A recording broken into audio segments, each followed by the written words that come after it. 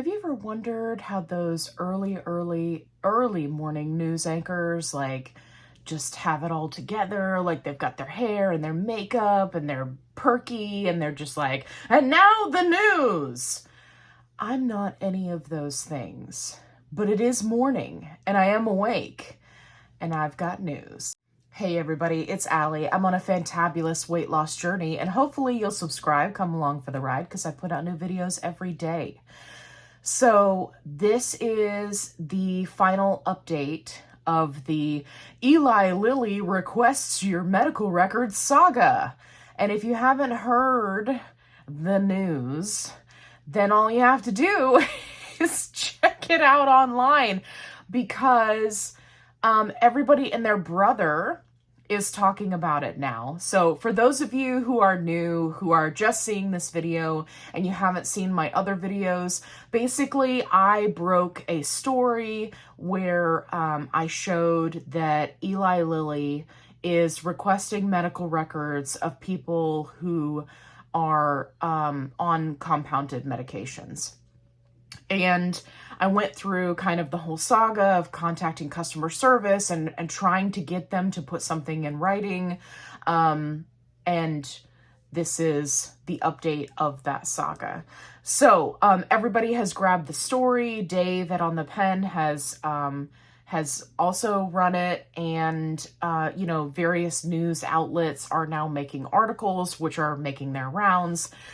But if you want the original source and the original information and the answer to your questions about these articles, then you're in the right place. The main question that everyone is asking when it comes to these articles is, how did Eli Lilly get someone's information to then request their medical records? And because I know the original source of where this all came from, I'll be able to answer that question for you because there's a lot of speculation. And while many of the theories are certainly plausible, and I do not deny that a pharmaceutical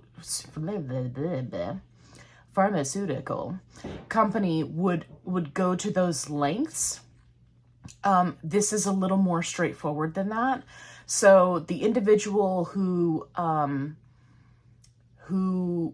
received the original letters, they had actually contacted Eli Lilly support and they had expressed some concerns regarding availability and pricing and right.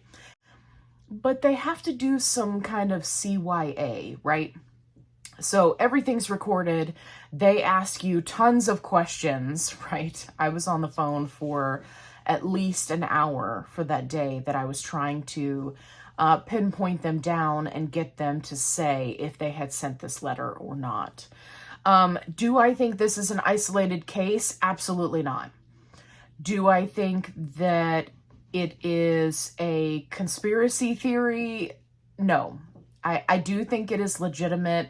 I know that there were various news outlets that reached out to Eli Lilly and they did confirm that the letter came from them. I personally never received a response and I am now blown off. They're not responding to me anymore. I'm sure it's because they figured out that, I was the one who originally started it and it just kind of blew up from there. So, no hard feelings, Eli Lilly. I get it. You have a business to run. And I certainly don't begrudge you that. But when you reach out and you start requesting patients' medical records, right? I mean, it's bad enough that in order to utilize the savings card, you have to allow them access to your medical records, which, if you don't know, is in the small print when you sign up for the card. So if that's news to you, I'm so sorry to have to be the one to break it to you.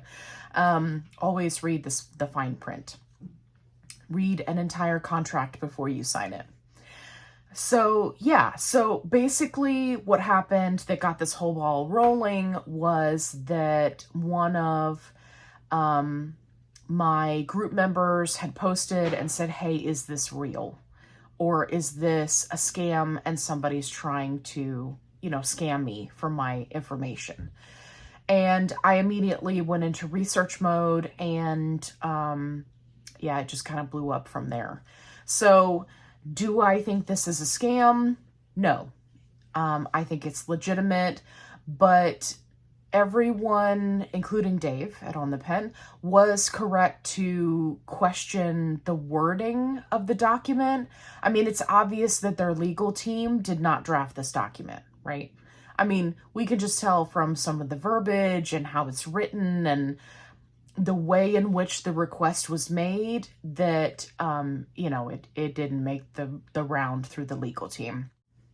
I think it could have been a, maybe onesie, twosie kind of experiment to see if they could get people who are on compound to turn around and give them the information that they need, right, in order to be able to pursue those pharmacies, those doctors who are prescribing compound.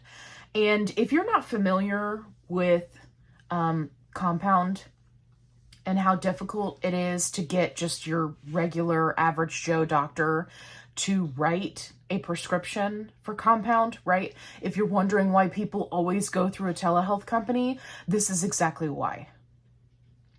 It's because of this situation right now. Because now a pharmaceutical company is saying, hey, we want to know who your doctor is so that we can go after them, right? Supposedly.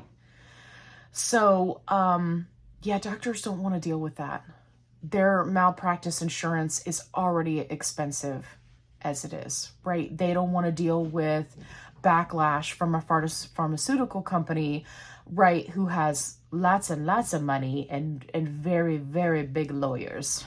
So what does this mean for compounds, for compound pharmacies, for people who are on compounds? Is your medical information at risk?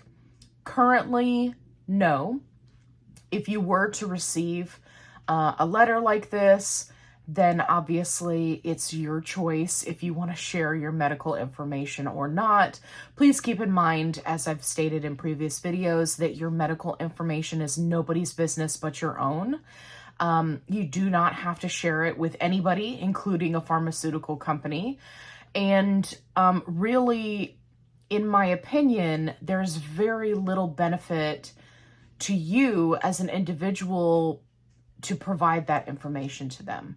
It does, however, give them the ammunition to then go after a compounding pharmacy or your doctor or your telehealth company if that's the route you chose.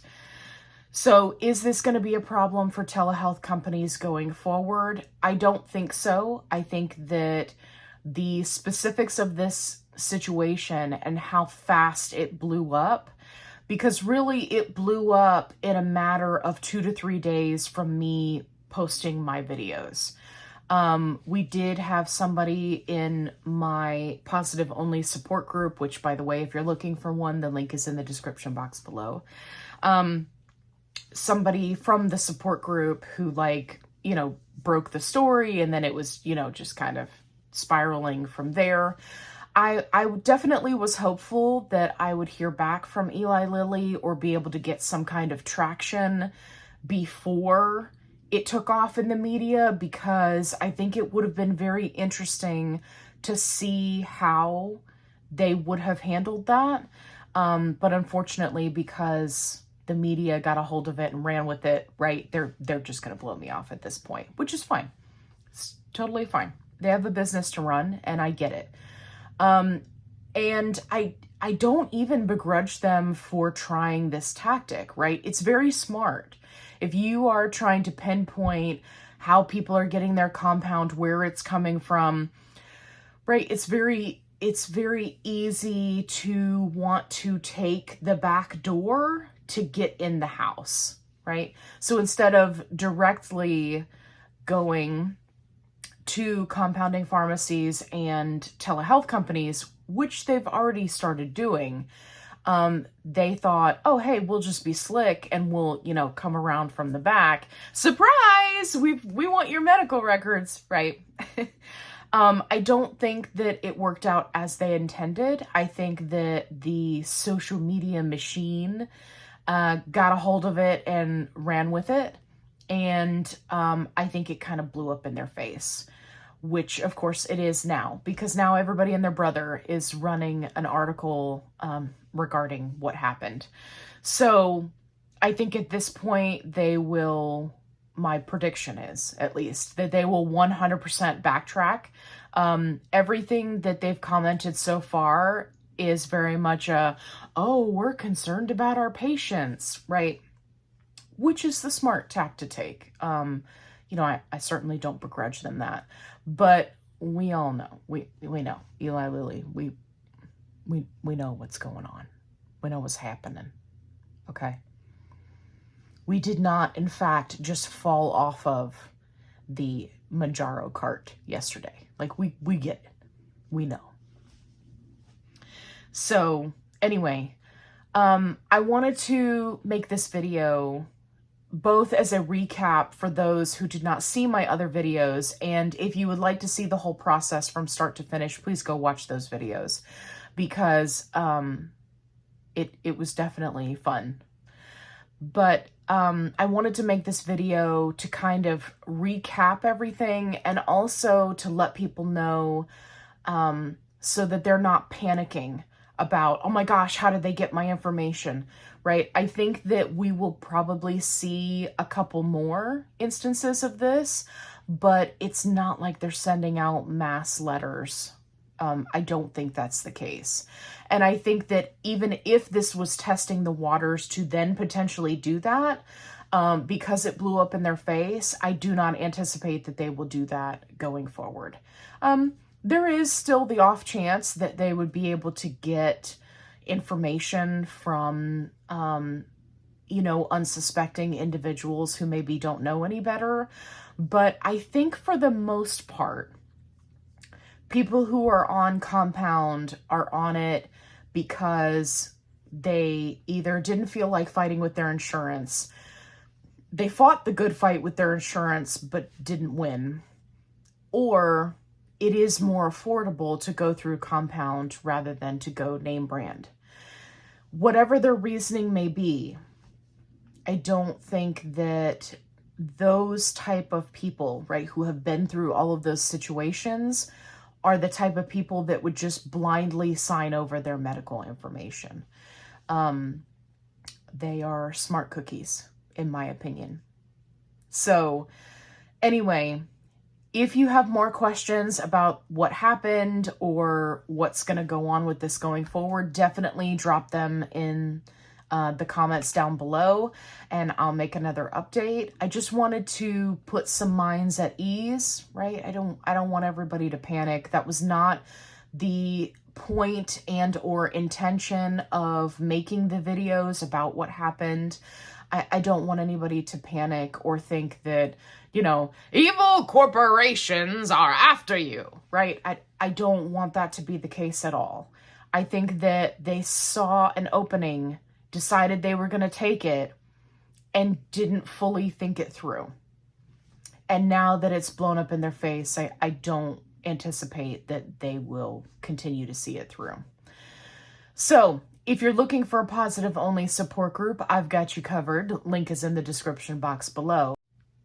As always, be kind, rewind.